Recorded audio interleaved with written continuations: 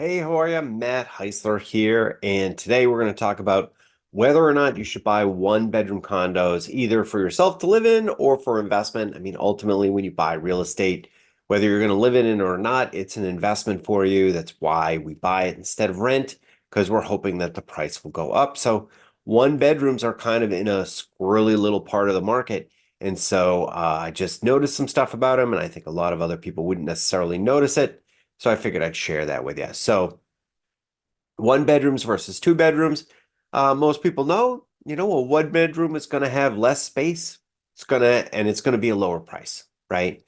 So the question is, how much less of a price should you pay for it? And it turns out that there are big differences between what a one bedroom might cost or a two bedroom might cost, depending on the kind of market that it's in.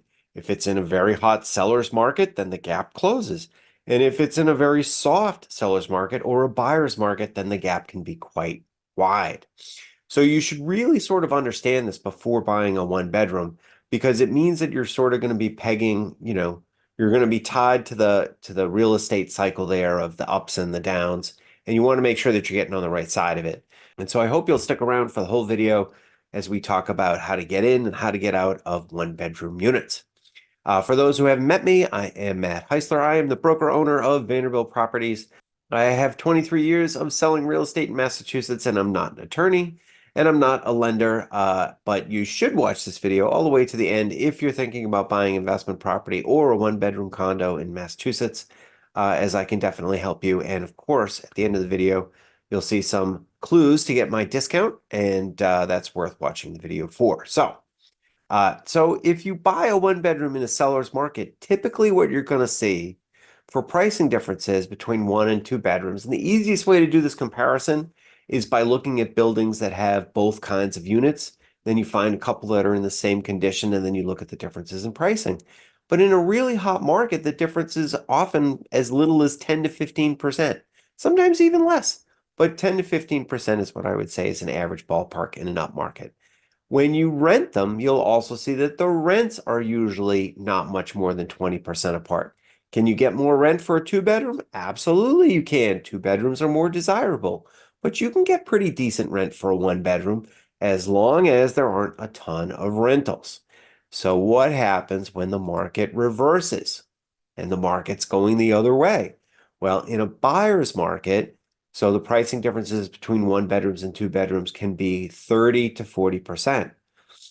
And the rental differences are also going to be quite large, sometimes 30 to 50% to get that one bedroom rented. So the question is why? And the answer is because if people have a choice between a two bedroom and a one bedroom, they're going to choose the two bedroom and they're going to choose it so much of the time that it gets very, very difficult to rent the one bedrooms. And unfortunately, the only way that you can do that is by cutting the price.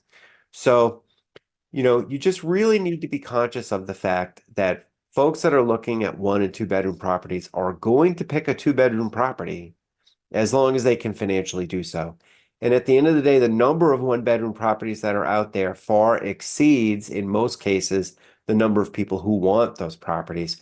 So when the market imbalance shows up, it shows up in a soft market and the prices tend to go down quite quickly.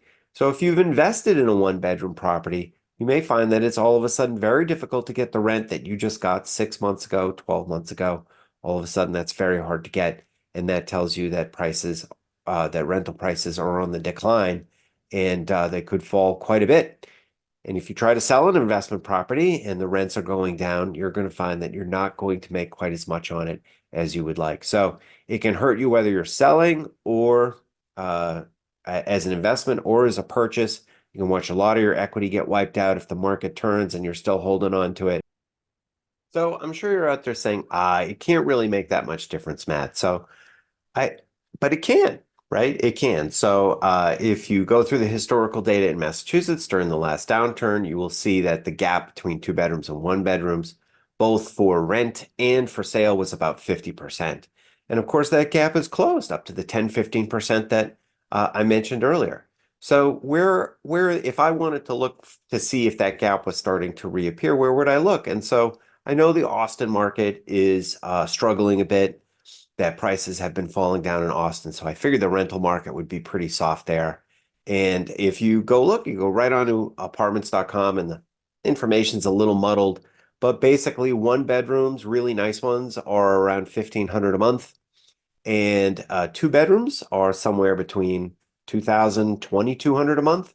So you can see already they're pretty close to 25, 30, maybe even 35% difference between the one bedroom and the two bedroom.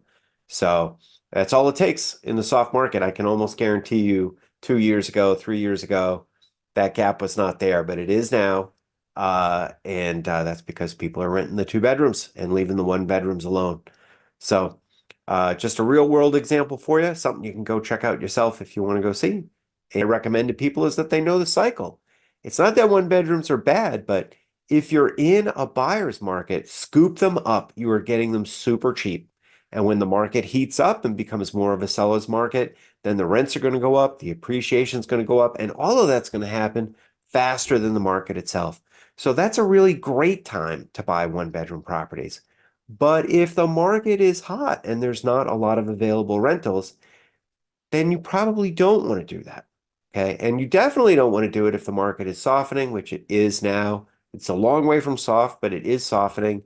This is definitely not the time that I would be buying one bedroom units.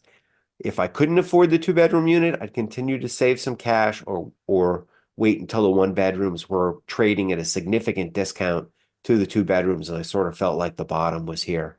So again, this can be a really profitable trade. People who bought one bedrooms at the bottom of the last cycle made a ton of dough and made a ton of rent, great cash flow, happy, happy, joy, joy, what everyone wants to do.